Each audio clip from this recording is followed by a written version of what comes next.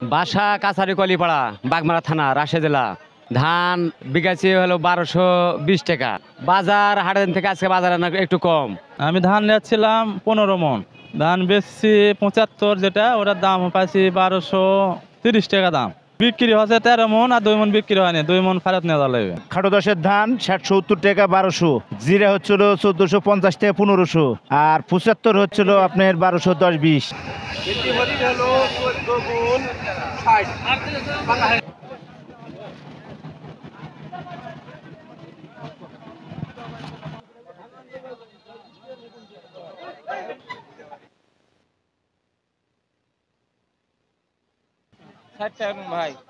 আজকের বাজার মনে করো খাটো 10 কিনলাম 1270 থেকে 80, হাইব্রিড হিরাটো কিনলাম 1220, জিরা কিনলাম 1520।